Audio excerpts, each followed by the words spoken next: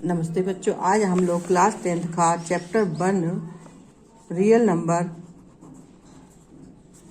Number वाला chapter पढ़ेंगे। कौन सा चैप्टर है? चैप्टर 1। ठीक है, इसका नाम है रियल नंबर्स। ठीक है, ये क्लास 10 का पहला है जिसमें हम लोग पढ़ेंगे lemma. Lemma proven statement use for proving another statement. ठीक है, अब हम इसमें इक्वलिट्स डिवीजन लेमा पढ़ेंगे। इक्वलिट्स डिवीजन लेमा मीन्स क्या होता है? इफ टू पॉजिटिव इंटेजर्स, ठीक है, टू पॉजिटिव इंटेजर्स होते हैं जिसका नाम होता है A and B, are given then they are exist unique integers Q and R such that A equal B Q plus R. इसका एक फार्मूला रहता है आपका इक्वलिट्स डिवीजन लेमा का। ठीक है, इक्वलिट्स डिवीजन लेमा में आपको ये वाला फार्मूला यूज करना पड़ता है। ठीक है, ए की वैल्यू दी रही होती है, बी की वैल्यू दी रहती है, ये मल्टीप्लाइकेशन में आता है, आर जहाँ पर रिमाइंडर रहते हैं जिसको डिफाइनेट करते हैं। Where 0 less than more R less than B. ठीक है, this is known as Euclid's divisions lemma. Algorithms. An algorithm is a place series of well-defined steps which gives a procedure for solving a type of problem. Euclid's division lemma में हमको क्या करना पड़ता है? Euclid's division algorithms, it is based a Euclid's divisions lemma. It is a technique to compute the highest common factor. मतलब HCF निकालना पड़ता है। एचसीएफ आपने पढ़े हैं, लेकिन इक्वलिट्स लेमा यूज तो वही करना है, लेकिन इसमें क्या रहता है? मल्टीप्लिकेशन करते जाते हैं और रिमाइंडर निकालते जाते हैं डिवीजन मेथड के according. Of to give positive integers, recall that the HCF of the positive integers A and B is the longest positive integers D that divided with A and B. ठीक है, A and B यहाँ पर divided रहते हैं। Steps for finding the HCF of two positive integers, इसमें दो प्रकार के पॉजिटिव इंटेजर्स रहते हैं, से ए एंड बी, जिनको हम ए और बी बोलते हैं। तो ए यहाँ पर क्या रहता है? Less than D, R given below. ठीक है, यहाँ पर दिए रहते हैं। अब मैं इसके स्टेप बता देती हूँ आपको।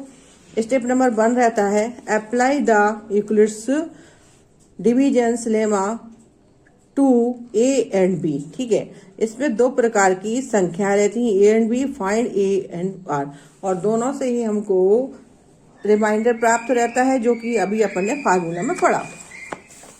स्टेप में आपके फर्स्ट में क्या करना है? Such that A is equal to, अपन यहाँ पर ऐसा फार्मूला लिख लेंगे। आप लोग नोट कर लें, सारे बच्चे, जो भी बच्चे क्लास 10th में अपियर हुए हैं, मैं क्लास 10th को फर्स्ट चैप्टर से पढ़ा रही हूँ, और सारे बच्चे इसको नोट करते जाएं। ये बहुत ही अच्छा है। अगर आपने स्टेप लिख लिए तो आपको कोचिंग की जरूरत नहीं पड़ेगी, और आप लोग इस टाइप से इसमें लिखते जाएंगे।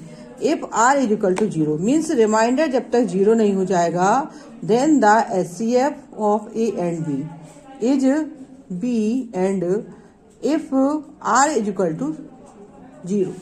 तो अब जब तक 0 के बराबर नहीं हो जाएगा, जब तक आपका इक्वलिट्स लेमा डिवीजन चलता रहेगा। ठीक है, step number 3 continue the process till the reminder is 0। ये कंटिन्यू प्रोसेस चलता रहेगा, मतलब जारी रहेगा। हम उसको मल्टी करते रहेंगे, एचसीएफ 0 नहीं निकालेंगे जब तक हम उसको करते रहेंगे, और फैक्टर्स निकालते रहेंगे। एग्जाम्पल्स है। अब जब तक आपको ये आंसर नहीं आ जाएगा, तब तक ये तो स्टेप 1 एंड 3 स्टेप आप अगर आप याद रखते हैं तो आपको इक्वलिट्स लेमा में कोई प्रॉब्लम नहीं जाएगी। अब मैं आपको एक एग्जांपल कराती हूँ। ठीक है, यूज इक्वलिट्स लेमा, एक क्वेश्चन है, Euclid's divisions algorithm to find the HCF 1290 and 122। अब यहाँ पर इसमें आपको ये भी दी है। ठीक है, तो सॉल्यूशन लिखेंगे, let A is equal to 1290। यहाँ पर हमने ए बराबर 1290, ये बहुत ही मतलब समझने वाली बात है। ठीक है, जिस बच्चे को हिंदी में समझना है तो हिंदी में समझे, मुझे लिखकर पहुंचाए कि मैडम आप हिंदी में भी कन्वर्ट करके बता दिएगा, तो मैं बता रही हूँ। लेकिन अगर आप लोग मुझे लाइक और सब्सक्राइब करेंगे और बताएंगे मेरी क्लास को करने, अब मेरी रोज एवरीडे एक क्लास आएगी जिसमें मैं इक्वलिट्स लेमा पढ़ा रही हूँ, चैप्टर 1 है ना। तो आप रियल नंबर पढ़ें, ए की वैल्यू दी है और बी की वैल्यू ए दी है 2 to 8 द, ठीक है। अप्लाइंग इक्विलेट्स डिवीजन लेम्मा, मतलब फार्मूला लिख लेंगे 2 1 2 9 0 एंड 2 2 8 में हम यहाँ पर अप्लाई कर देंगे, मतलब उस रूल्स को लगाएंगे जो कि हमने स्टेप नंबर 1 2 पढ़ा है। पी गेट, अब हम यहाँ पर क्या करते हैं 1 2 9 0 is equal to 2 2 8 into 5 plus 125। अब हम 1 2 9 0 को इस टाइप से लिख लें कि इसका मल्टी करने पर और प्लस करने पर आपको 150 प्राप्त हो। So remainder 150 has not zero again. हम मतलब फिर से, अब हमारा यहाँ पर 150 का वैल्यू जीरो नहीं आ रही तो हम इसको फिर से अप्लाई करेंगे 150 भी गेट। अब हम इससे क्या प्राप्त करेंगे, फिर हम यहाँ पर जो 2 2 8 है उसको हम फिर से इस टाइप से लिखेंगे, ठीक है। इस टाइप से लिखेंगे मतलब जब तक ये जो 150 का फिर से वैल्यू नहीं आ जाती तब तक जीरो हम इसको